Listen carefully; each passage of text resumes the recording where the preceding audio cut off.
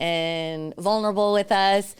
Are you going to be that person where it's like open door? Like, what do you need?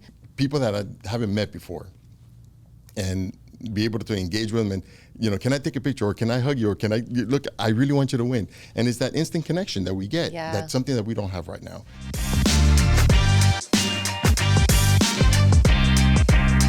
You hear the complaints that I can't call a sheriff's office, but people are drive-by shooting, almost every night. Vehicles doing donuts, putting their kids at risk that they can't play on the streets, play soccer, because kids are, driving, doing donuts. The burglaries, the robberies, these little small convenience stores that they depend on are getting robbed left and right.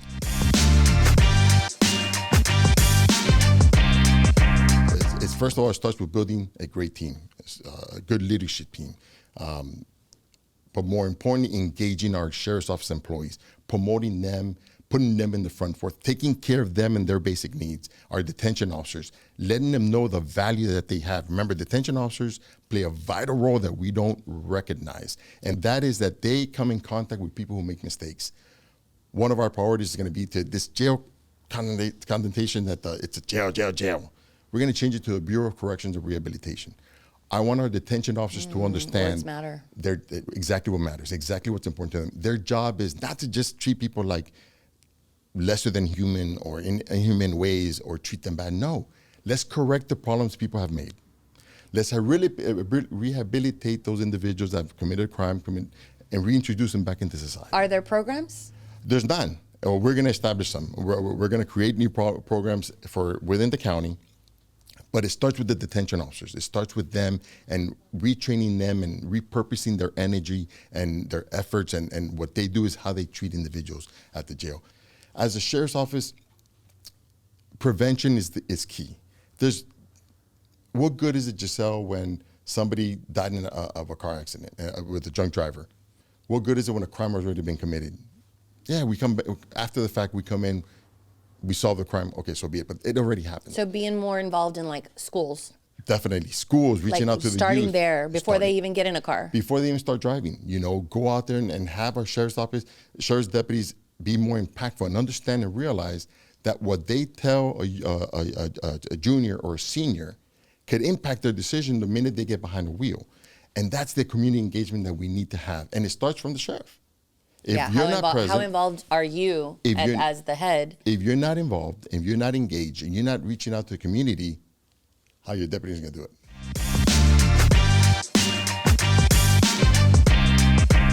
Basic fundamentals of being engaged with your team, building them, I don't have all the answers, but you surround yourself with people who are smarter than you are, people who and you empower them. And you empower them. You give them the tools. You give them the leadership, the guidance, the structure for them to evolve and grow professionally. That's what impacts. And fundamentally caring. I care about what I do. I worry about the schools that we protect. I worry about the children who are in those schools. And we have armed security officers in schools today. That keeps me up at night. I worry about not only my security officers, but the school, the teachers, the students that we're protecting. The buildings, that I tell my security officers all the time, do not think for a second a person hires a security officer to safeguard an empty building with no value. No, there's something important to that person. There's value to that person. That's why they're hiring us. So keep in mind, you're not just here watching a parking lot or an empty building. There is more behind it that is important to a family. It's a business that a family owns. It's their whole life's worth that you're protecting.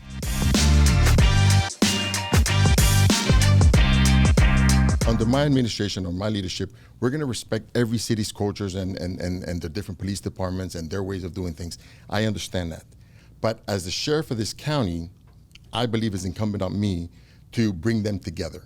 And we have shared goals. One of those goals is bridging the gap between the community and police and community.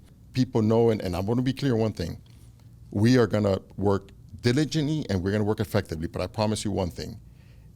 For the criminal element, I promise you one thing, that the sheriff's office, and we're going to work very well close with the local police departments, but I promise you one thing, we will not hesitate, we will not waste a minute. If you commit a crime, we're going to get you. We're going to track you. We're going to follow every single footstep, every single lead, every single piece of evidence, but we're going to get you. I promise you that. My goal is not to get to that. Our goal as a sheriff's office would be to prevent a crime from happening. Happening. Community engagement, getting out there with the community, having more programs to where our law enforcement officers are engaging with our youth, are engaging programs. And that impact was from the Police Explorer program.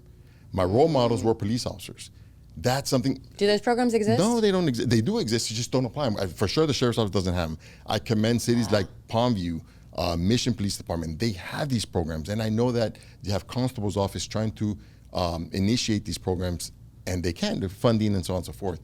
The sheriff's office has that ability to create programs like that, inclusive of everybody. And funding. Yes, we could get state grants, federal grants. Our plans, we're laying out on our website. There's right now you have the sheriff, and then you have a chief deputy, and then you have like 4 or 5 chiefs or something like that. I'm going to reorganize that and propose to, of course, get approved to the commissioners. Our plan is to reorganize, eliminate the position of chief deputy, grab those fundings and reallocate to attract more professionals, highly motivated, dedicated professionals to their tasks, whether it be the Bureau, our Corrections and Rehabilitation Bureau, our Uniform Services Bureau, our Investigation Bureau, our Community Engagement Bureau. These other bureaus are going to be directly impacting the workforce that we have. These cities are, again, they have their budgetary constraints, and I get that. But the sheriff's office is available to them to complement those budgets and help them provide new units, equipment, better training. I don't think I knew that. They can. And, I don't know if people the know sheriff's that. office, they don't. A lot of, it's sad to say this, but you know what my biggest challenge has been?